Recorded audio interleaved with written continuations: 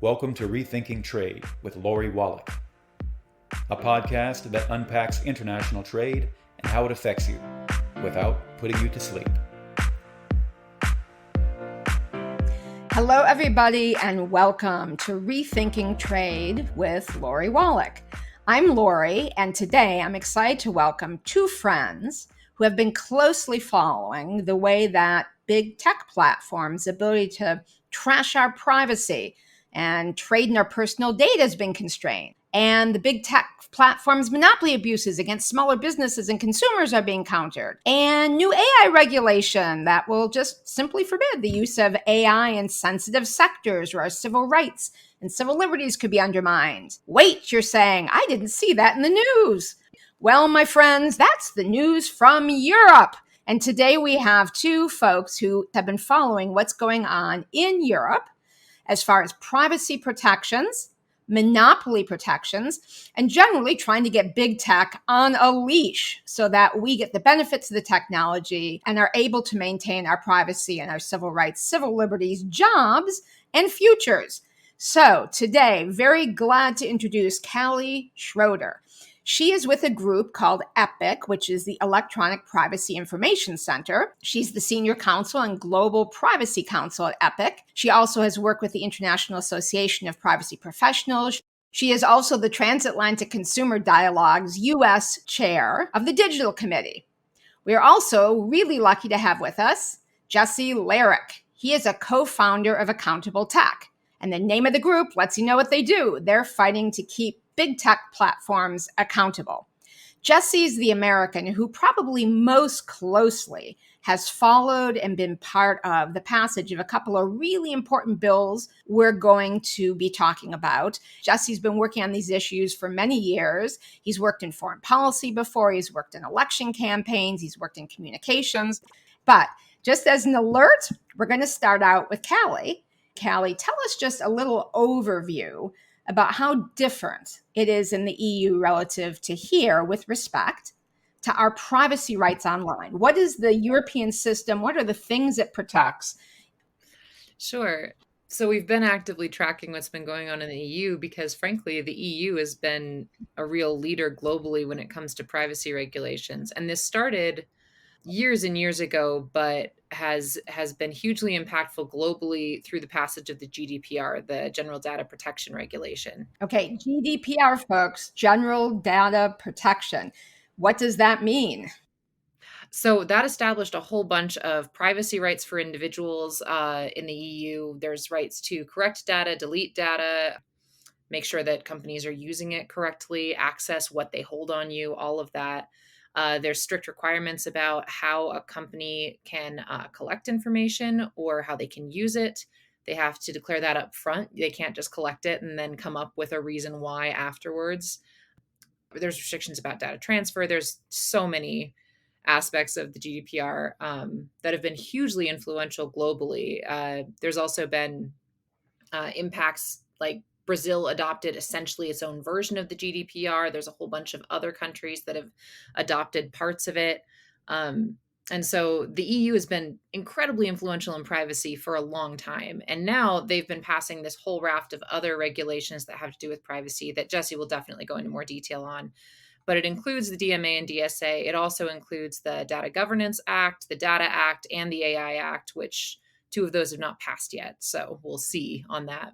But I think part of why they're so active is because they really deliberately wanted to establish themselves as leaders in privacy globally. And they wanted to kind of set the tone and set the bar for what is and isn't acceptable when it comes to using people's personal data. I think that they've just got the jump on us because we are moving so slowly. We are shamefully one of the major countries that does not have a federal privacy law. And that sets us very behind in these conversations. It's very difficult to come to the table as a country and try to tell people how they should adapt their proposed privacy laws when we don't have a baseline law. It's kind of, let me tell you what you should do, but I'm not following my own advice.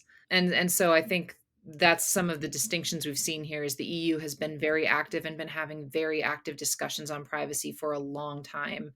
And while we've been discussing it, and while privacy surprisingly tends to be a pretty bipartisan issue in the US. We just haven't gotten forward motion on it yet. So here we are in the US, we don't have the privacy protections. In Europe, there really was an effort to protect consumers, citizens' rights. And now, Jesse, can you let us know about all these other acronyms that have gotten floated up? And again, folks, Digital Markets Act, DMA, Digital Services Act. And these are not so new, but they're certainly causing a stir. Jesse, what do we need to know? Yeah, so as you said, that they've been hard at work over there in Brussels. They passed last year after the long sort of deliberative process that exists in the EU made its way all the way through. They passed a pair of bills, the Digital Markets Act, the DMA, and the Digital Services Act, the DSA, and taken together, I think it's really the most comprehensive regulatory regime that big tech has ever been subject to. Basically, the DMA is the sort of competition piece of the package, and it really looks a lot like some of the antitrust bills that were moving through Congress last year before they were ground to a halt. And the Digital Services Act deals more with content and risk mitigation for the largest platforms in particular. So taken together, again, there's just a lot of new requirements, obligations, and responsibilities that these platforms are going to have to play ball with for the first time. So what are some of the specific requirements, and what do you mean by risk mitigation? Let's start with the DSA. What does that mean practically for the companies and for us as users of technology? DSA, I think it takes a really interesting approach to tackling these really tricky sort of content issues that we struggle with here. I think people rightfully in some cases, but are particularly worried about heavy-handed regulation in Europe that might run afoul of the First Amendment and some of the free speech principles we hold so dear here in the US. But the DSA doesn't really do that. Instead, it takes this risk-based approach. So rather than saying you can't say X and you can't say Y and you can't say Z, what it basically says is here's a set of broad principles that platforms have to abide by, and here's a bunch of top line goals we want to drive toward. You have a responsibility to sort of systemically address the risks of the products and tools that you produce, which makes total sense to me. And so it's not such that nobody on your platform can say this, and if they do, you must take it down. Instead, it says it requires platforms to conduct systemic risk assessments on things like how their products are impacting mental health, impact on the political tenor, and all sorts of systemic risks that arise from these platforms. And it requires platforms to conduct these assessments with independent audits and then prove that they're doing things to mitigate risks. It's a bit complex. It's definitely going to be a challenge for the enforcement agencies over there and whatnot.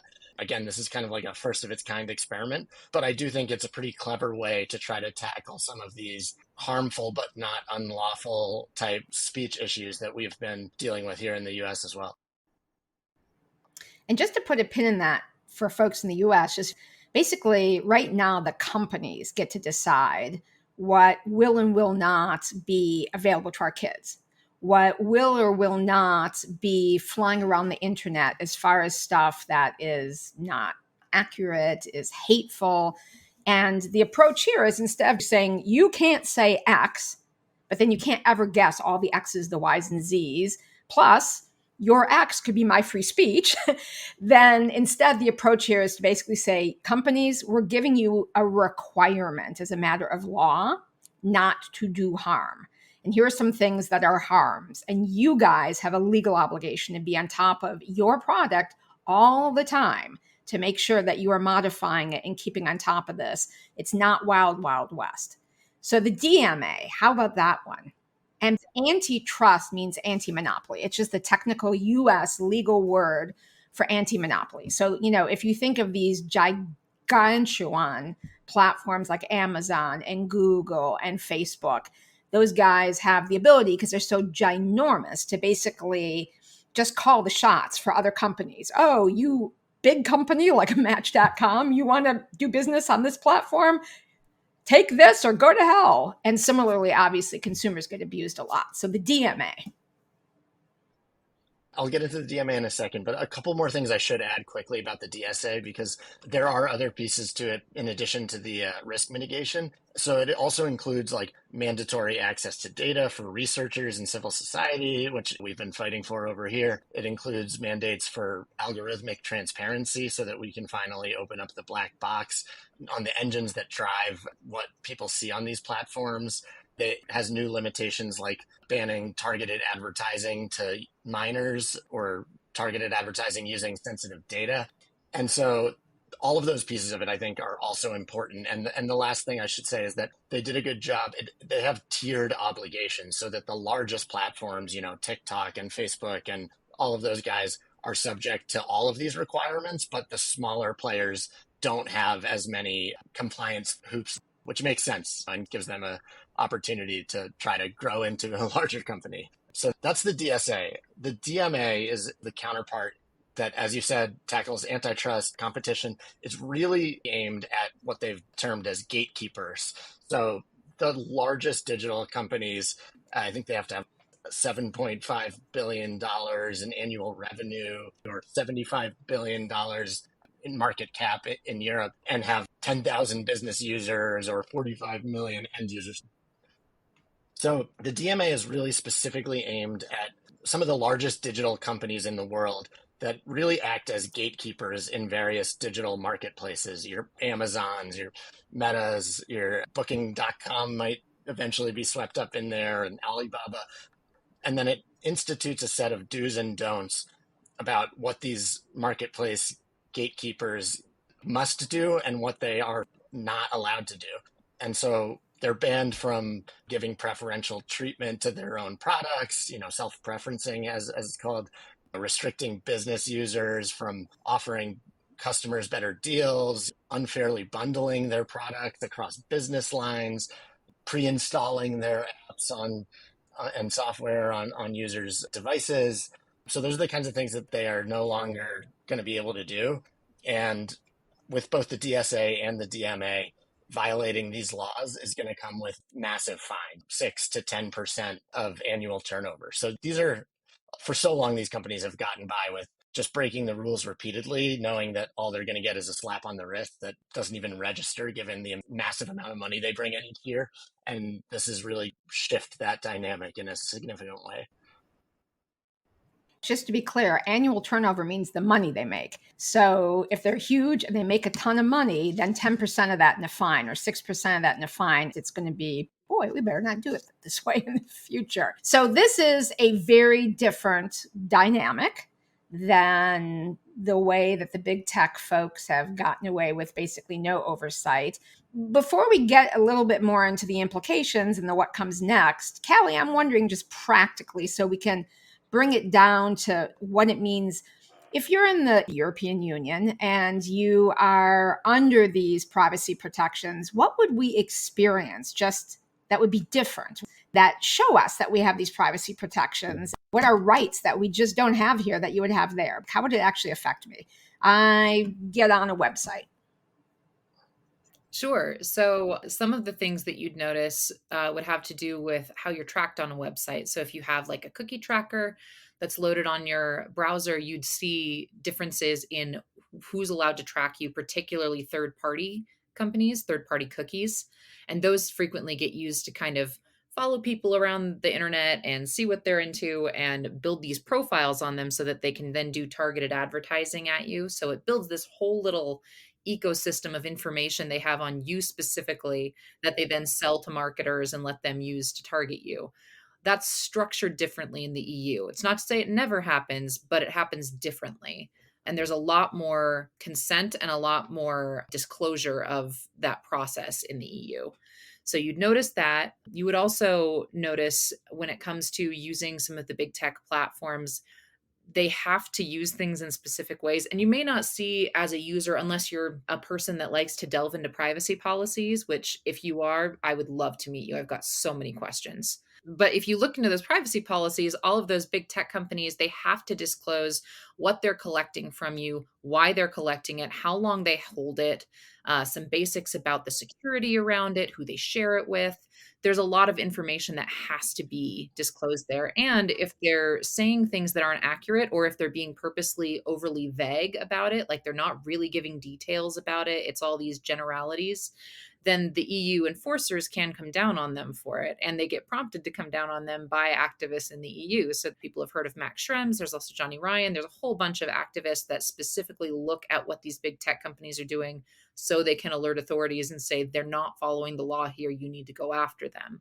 So that ends up being a lot more empowering for individuals. And if I wanted to no longer have Meta holding any information on me anymore, I could message them and say, I want you to give me a copy of all of the personal information you have on me, and then I want you to delete all of it. And they have to do that. And that includes from all their servers in the US. So it can't just be that they're deleting all the copies they hold in the EU on me. Anything they have on me anywhere in the world, they have to delete. There are limited exceptions for how they're allowed to hang on to some of that. They're really limited. So when it comes to your individual rights, there's a lot of differences you'd see in the EU as well.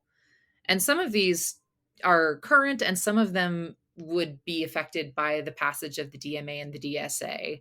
So you'd also see, based on using these big platforms, you'd see differences in the content that appears to you. You'd see differences in how you report content. You'd see differences in transparency. As Jesse said, they have to reveal how algorithms are used on the site, how preferential data is used on the site, whether they use algorithms to kind of promote content on main pages. And there's a lot of limitations around dark patterns where they're trying to trick you into clicking on certain things that they really want you to click on by highlighting that and hiding the other options. Yeah, there's just a bunch of different changes that we'd see once these go into practice as well. So folks, imagine this. Actually, your rights are being protected.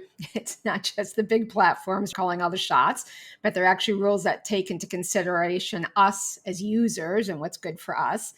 Sounds like a pretty reasonable deal. I'm sure that there are folks, who could say there are even better ways to do these things, but Europe is head and shoulders ahead of us. These companies have their underwear in an enormous bundle, trying to not have this become the global pattern. And these companies, basically, these mega powerful companies, have invested an enormous amount of lobbying money. They have lobbyists and cash sloshing all over different capitals. And in Washington, up until now, they've been able to evade, really, oversight and regulation to the detriment of us, of a lot of competing businesses, perhaps of our very democracy.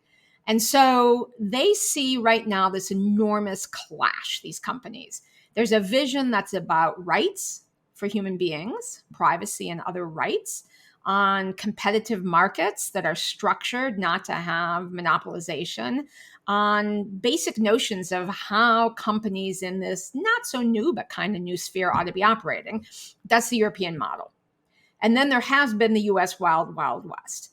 And so we are now seeing claims by the big digital companies and their lobbying operations that the things that Europe is doing, other countries are doing to protect our privacy or to start to regulate AI or to break up online monopolies, they're saying, oh, that's an illegal trade barrier, because it's a really helpful brand.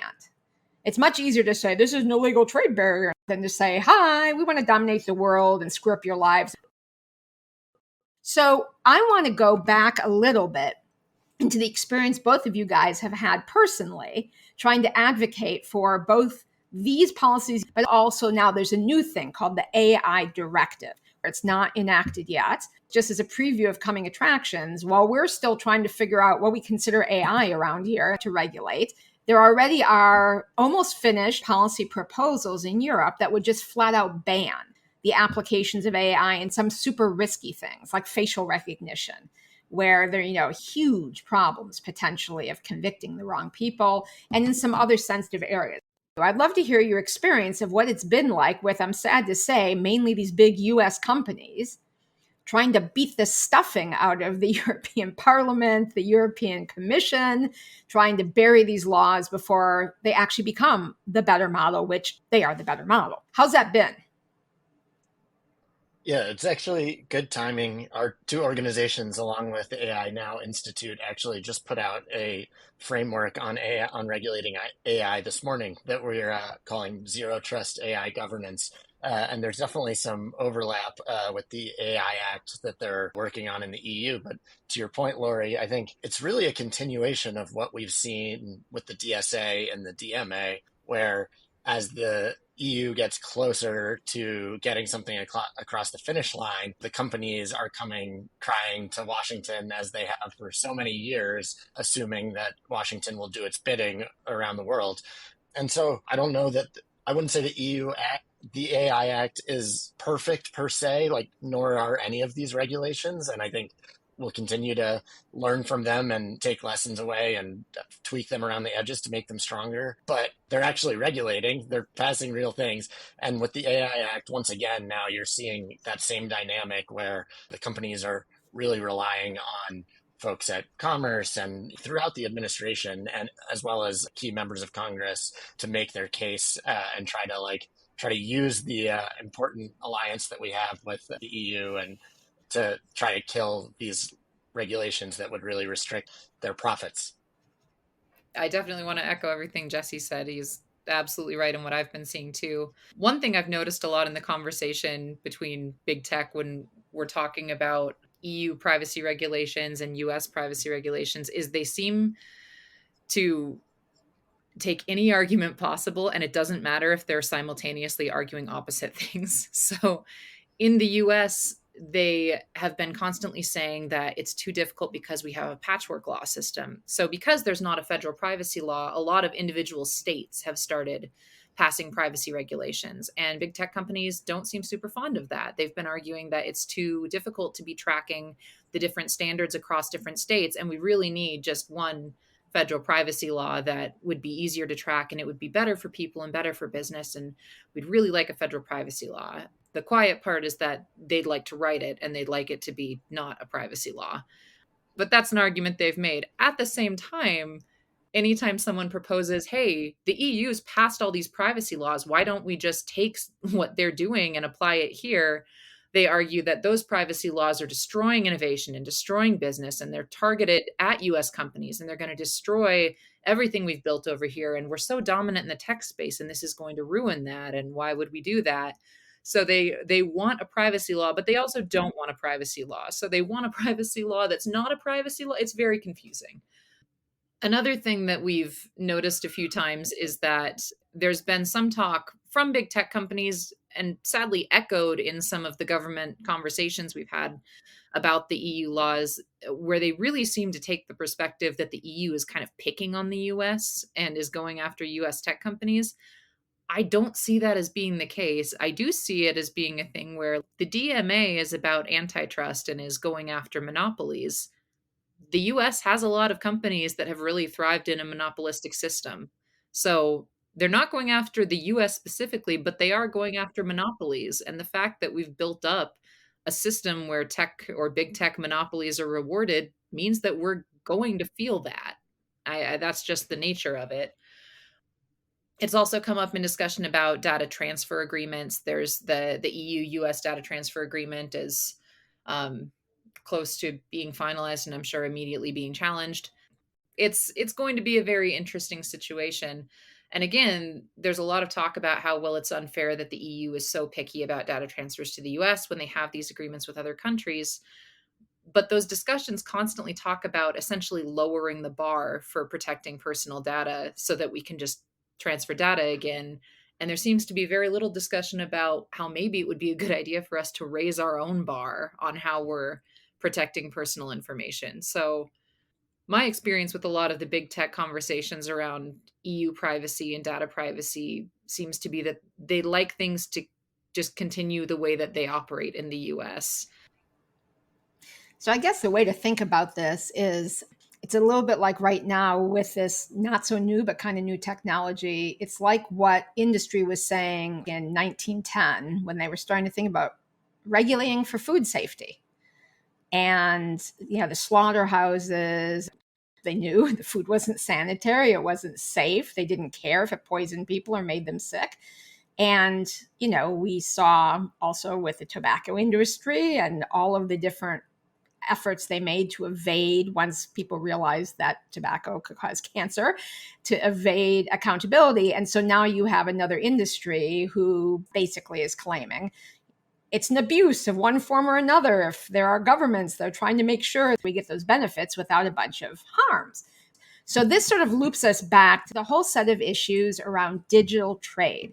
So that is the brand, digital trade, that is being used to do the fight that I described of the companies trying to use that trade framework as a way to do the same dang attack that Jesse and Calli have been fighting with their partners and allies in Europe. It's like that's the frontal invasion team is running around just saying, you can't do that.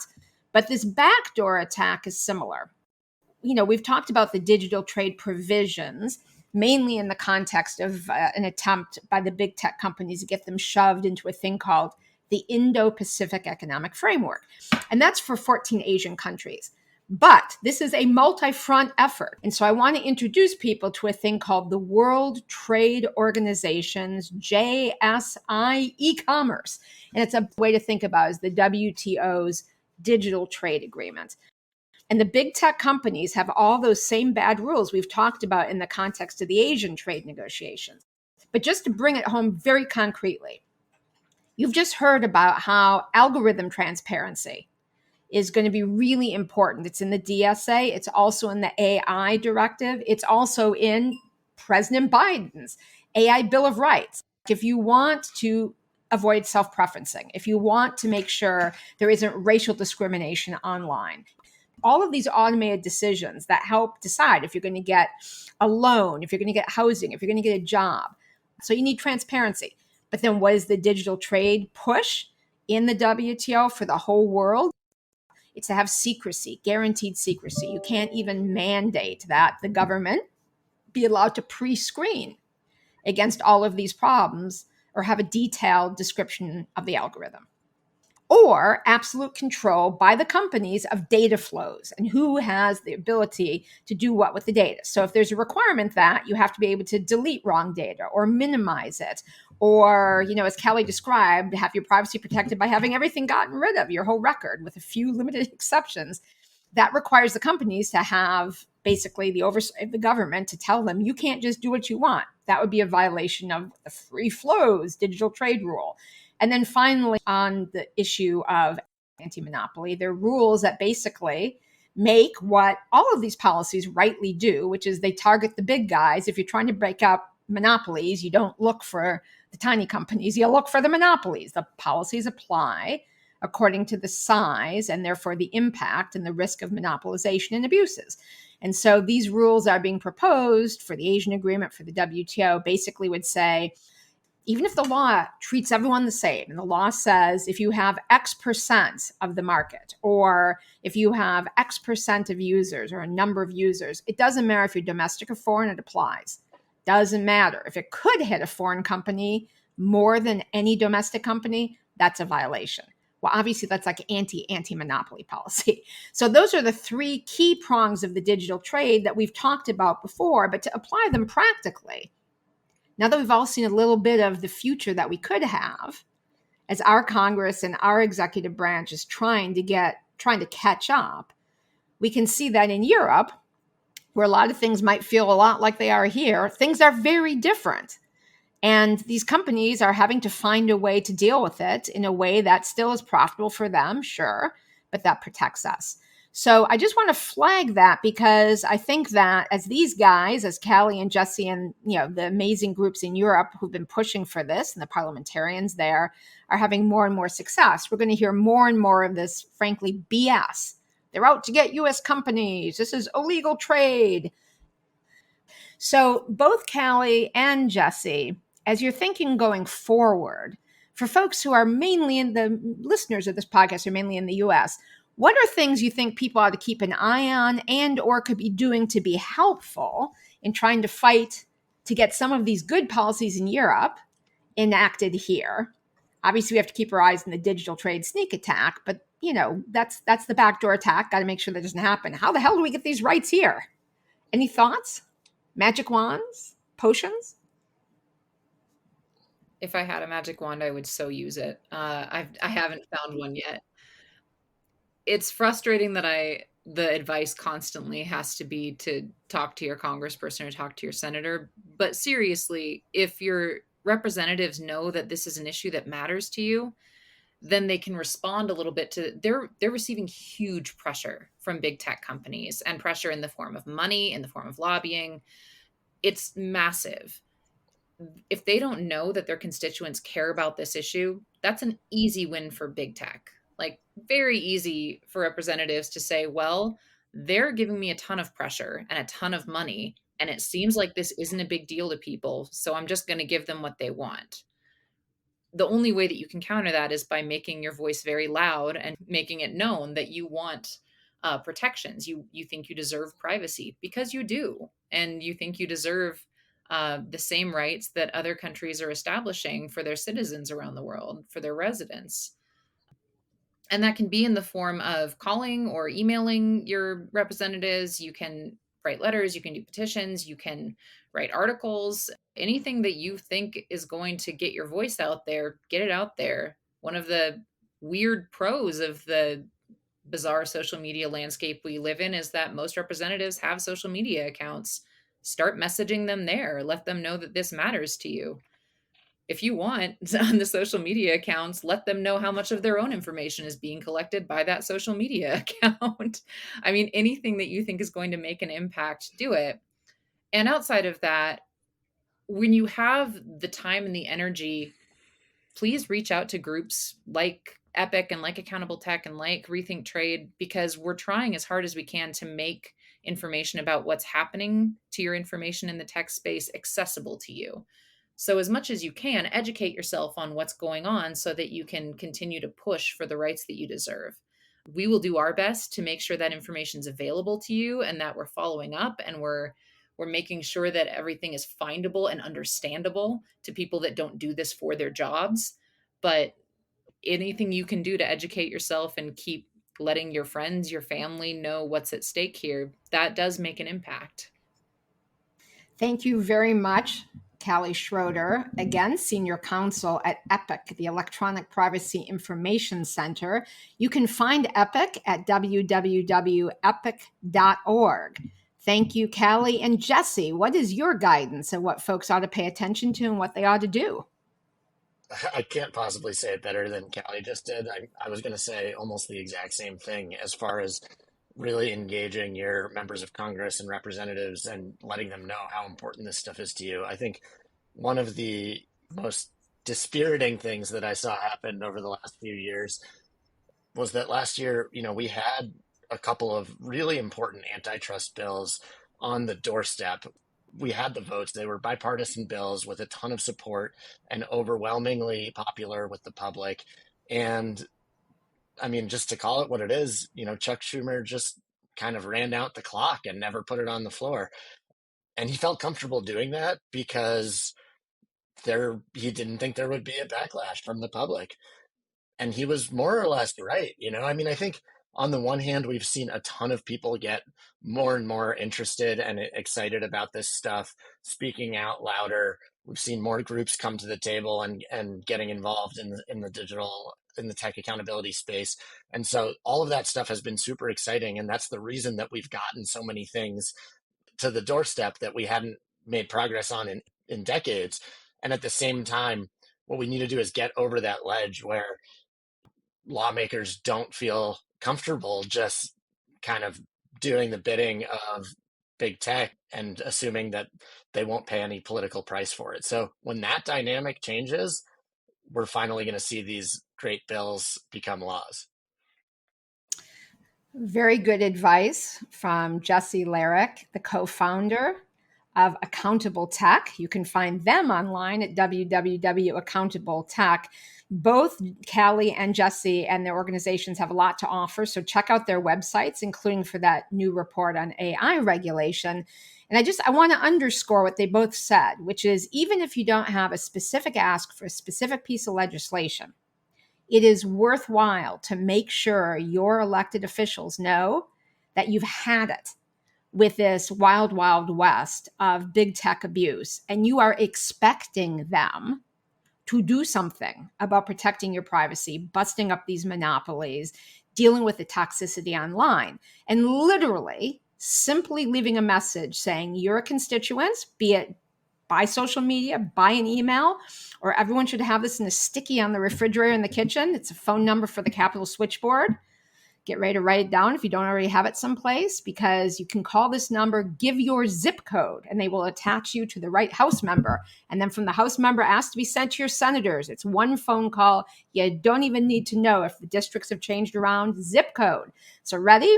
202-225-3121. That's 202-225-3121. You don't have to be an expert, though boy, are we lucky we had these two experts with us today. All you need to say is, I expect my congressperson to get big tech on a leash to protect my privacy, to bust up the monopolies. How can the Europeans do it? What's our problem? What are you going to do for this? Write me. I'm a constituent. They put you to voicemail. Just leave that message, your name and your address. That will help. Jesse and Calli are right. We just need to be putting on the pressure, because the big tech guys are swarming all over in this epic battle between an EU vision of oversight and regulation of this industry and, to date, big tech's ability to crush citizens' efforts to be protected from big tech abuses in the US. Thank you, everyone, for listening. I really appreciate you joining us for another episode of Rethinking Trade with Lori Wallach. Until the next time, bye-bye.